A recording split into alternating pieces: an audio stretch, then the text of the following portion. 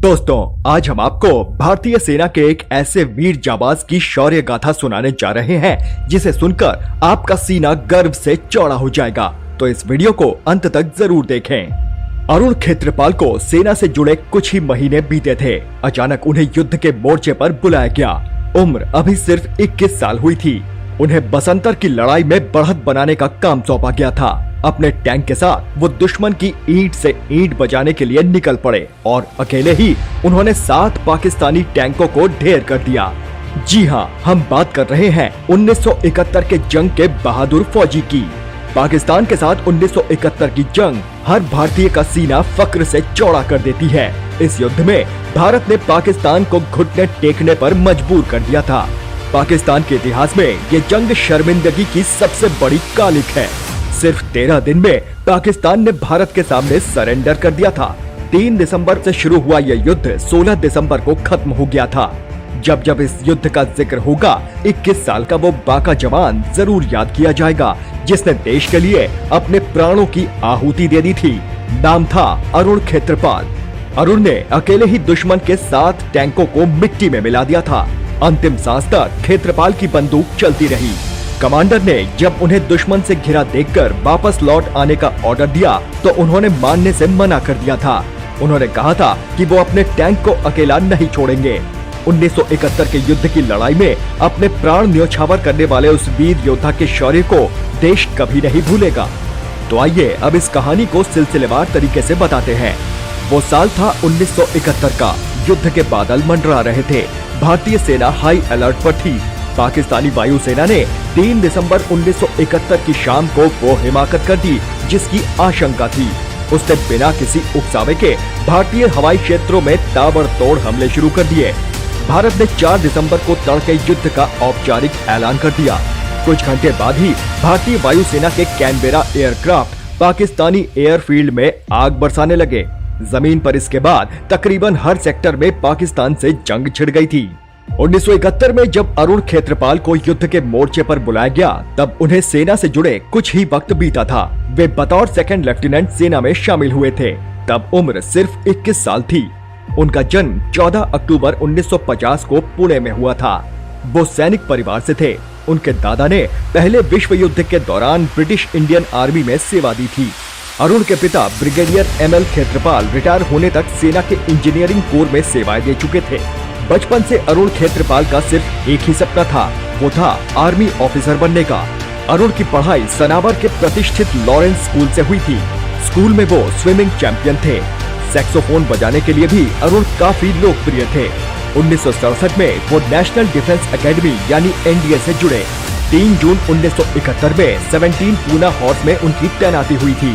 इसके 6 महीने बाद युद्ध का बिगुल बज गया। शकरगढ़ सेक्टर में बसंतर नदी के किनारे उनकी ब्रिगेड को बढ़त हासिल करने के आदेश मिले। ये 30 किलोमीटर का हाशिए के आकार का वो क्षेत्र था जो भारत की तरफ आता था। इससे बसंतर नदी गुजरती थी। ये क्षेत्र सियालकोट में पाकिस्तान के बेस के करीब था। रणनीतिक रूप से भी ये दोनों देशों के लिए काफी अहम था। ये जम्मू को पंजाब से जोड़ता था। अगर पाकिस्तान इसे काटने में सफल होता तो जम्मू कश्मीर का देश के बाकी हिस्सों से लिंक टूट सकता था। इसके अलावा अमृतसर, पठानकोट और गुरदासपुर जैसे संवेदनशील इलाकों में भी पाकिस्तान के लिए हमला करना आसान हो जाता।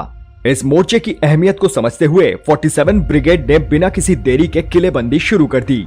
खतरे के बावजूद आगे बढ़ने का लिया फैसला।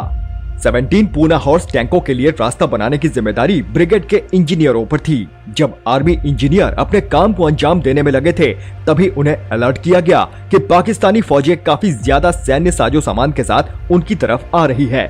उन्हें टैंक सपोर्ट मांगने के लिए कहा गया। ये आर्मी इंजीनियर दुश्मन की माइनफील्ड को नष्ट कर रहे थे। उन्होंने अपना आधा ही काम पूरा किया था। इस महत्वपूर्ण मोड़ पर 17 पूना हॉर्स ने माइनफील्ड के माध्यम से आगे बढ़ने का फैसला किया, जबकि उसे पता था कि ये खतरे से खाली नहीं है। कारण था सिर्फ आंशिक रूप से उन्हें इंजीनियर साफ कर पाए थे। 16 दिसंबर की दुर्भाग्यपूर्ण सुबह को पूना हॉर्स के 2 टैंक ट्रूप्स को पाकिस्तान में जरपाल की ओर बढ़ने का आदेश मिला। इनमें से एक ट्रूप की कमान सेकंड लेफ्टिनेंट अरुण खेत्रपाल के पास थी। अरुण खेत्रपाल ने दिखाया गजब का साहस। बसंतर नदी को पार करते हुए रास्ते में दोनों भारतीय टैंक ट्रूप्स पर पाकिस्तानी टैंकों ने बमों की बौछार कर दी। इस हमले में एक कमांडर की तुरंत जान चली गई। इसके चलते अरुण और उनकी टैंक टुकड़ी युद्ध के मैदान में अकेले बचे थे। उनकी ओर 14 पाकिस्तानी पैटर्न टैंक बढ़ रहे थे। ये और बात थी कि अरुण ने हिम्मत नहीं खोई थी। 21 साल के इस बाके जवान ने जोरदार टैंकर अटैक किया। उनके फेमागुस्ता 9202 ने अकेले दुश्मन के 5 टैंकों को नेस्ता नाबूद कर दिया। हालांकि पाकिस्तानी हमले में अरुण और उनके टैंक को भी नुकसान हो गया था। उनका टैंक धू धू कर जल रहा था। अरुण के सीनियर ऑफिसरों ने उन्हें वापस हो जाने को कहा, लेकिन अरुण ने पीछे हटने से मना कर दिया। उनकी बंदूक अंतिम गोली तक चलती रही।